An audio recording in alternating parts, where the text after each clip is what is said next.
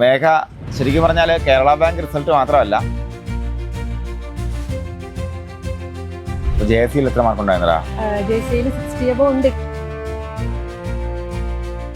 നമ്മുടെ CSCBയുടെ റിസൾട്ട് കൂടിയാണ്. അപ്പോൾ പാപ്പിനിശ്ശേരി സർവീസ് കോപ്പറേറ്റീവ് ബാങ്കിൽ ഫസ്റ്റ് റാങ്ക് ഉണ്ട്. ഇതിനു മുന്നേ വന്നതിലും ഫസ്റ്റ് റാങ്ക് തന്നെ ആയിരുന്നില്ലേ?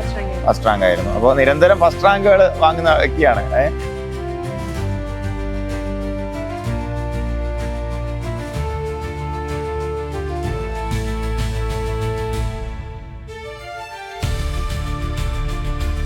Kerala bank success story series സഹകാരി റേസ് പ്ലസ് കണ്ടിന്യൂ ചെയ്തുകൊണ്ടിരിക്കുകയാണ്. ഇപ്പോൾ നമ്മൾ കണ്ണൂർ ജില്ലയിലെ തലശ്ശേരിയിലാണ് ഇപ്പോൾ ഉള്ളത്. തലശ്ശേരി അല്ല, ശരിക്കും മേഘയുടെ സ്ഥലം തളിപ്പറമ്പാണ്. അപ്പോൾ മേഘ ശരിക്കും പറഞ്ഞാൽ കേരള ബാങ്ക് റിസൾട്ട് മാത്രമല്ല, നമ്മുടെ CSCBയുടെ റിസൾട്ട് കൂടിയാണ്. അപ്പോൾ കണ്ണൂർ വരെ എത്തുക എന്നുള്ളൊരു എന്താ പറയുക, പ്രായോഗിക ബുദ്ധിമുട്ടാണ് നമ്മൾ ഇതുവരെ ഇങ്ങോട്ട് എത്താത്തത്. ഓക്കെ, അപ്പോൾ എന്തായാലും കേരള ബാങ്ക് വരുമ്പോൾ വന്നാലേ പറ്റത്തുള്ളൂ. അപ്പോൾ കേരള ബാങ്ക് റിസൾട്ടോടുകൂടി നമ്മൾ എത്തിയിരിക്കുകയാണ്. ഇപ്പോൾ നിലവിൽ ഇപ്പോൾ വന്ന CSCBയിലും ഫസ്റ്റ് റാങ്ക് ഉണ്ട്. നമ്മളെ പാപ്പിനിശ്ശേരി സർവീസ് കോപ്പറേറ്റീവ് ബാങ്കിൽ ഫസ്റ്റ് റാങ്ക് ഉണ്ട്. ഇതിനു മുന്നേ വന്നതിലും ഫസ്റ്റ് റാങ്ക് തന്നെ ആയിരുന്നില്ലേ? ഫസ്റ്റ് റാങ്ക് ആയിരുന്നു. അപ്പോൾ നിരന്തരം ഫസ്റ്റ് റാങ്കുകൾ വാങ്ങുന്ന വ്യക്തിയാണ്.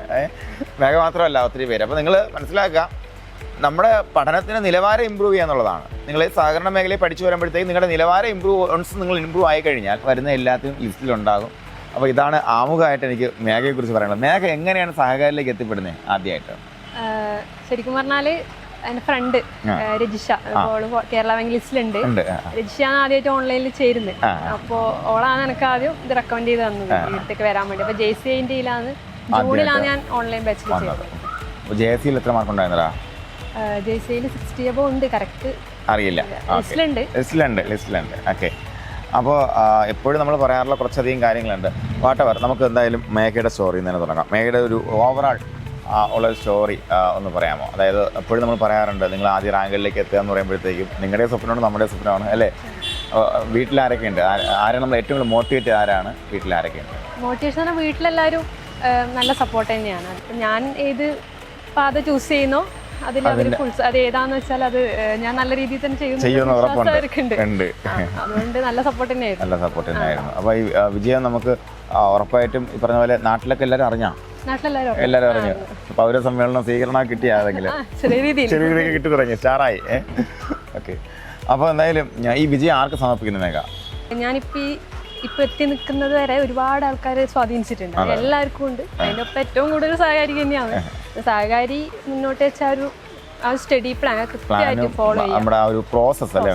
അത് കൃത്യമായി ഫോളോ ചെയ്യാന്നുള്ളത് മാത്രം. അതുകൊണ്ടാണ് 4 മാസത്തെ ഒരു ഗ്യാപ്പിൽ അച്ചീവ് ചെയ്യാൻ വേണ്ടി പറ്റുന്നത്. അതുകൊണ്ടാണ്.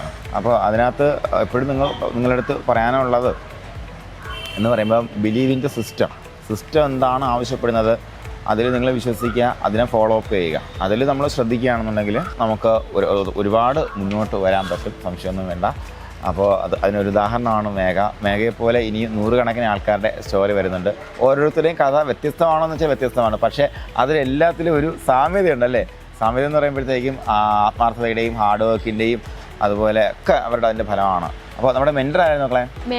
മേഘയായിരുന്നു മെൻറ്റർ. എങ്ങനെ മെൻറ്ററുടെ സ്വാധീനം എങ്ങനെയുണ്ട്? നല്ല രീതിയിൽ സ്വാധീനിക്കുന്നുണ്ട്. ഓക്കെ, അപ്പോൾ അങ്ങനെ കമ്പൈൻ സ്റ്റഡി എല്ലാം സെറ്റായിട്ട് പോകുന്നുണ്ട്. ഇപ്പോഴും പഠിച്ചുകൊണ്ടിരിക്കുകയാണ് മേഘ. എന്ന് പറഞ്ഞു കഴിഞ്ഞാൽ നമുക്ക് റാങ്ക് ലിസ്റ്റ് വന്നാലും നമ്മൾ എത്തുന്ന സ്ഥലത്ത് എത്തേണ്ട സ്ഥലത്ത് എത്തി എന്നുള്ളതാണ് അല്ലേ? എത്തുന്ന വരെ പഠിച്ചുകൊണ്ടിരിക്കുക എന്നുള്ളതാണ് വിജയിക്കുന്ന കുട്ടികളുടെ മാതൃക. അപ്പോൾ അത് നിങ്ങളെല്ലാവരും ഫോളോ അപ്പ് ചെയ്യുക. നമ്മുടെ കുട്ടികൾക്ക് കൊടുക്കാനുള്ള ഒരു മെസ്സേജ് കൊടുക്കാം. നമുക്ക് എല്ലാ ഫെസിലിറ്റീസും ഉണ്ടെങ്കിൽ നമ്മൾ നല്ല രീതിയിൽ പഠിക്കുക, അതിന് ടൈം സ്പെൻഡ് ചെയ്യുക. അതന്നെ പറയാനുള്ളൂ.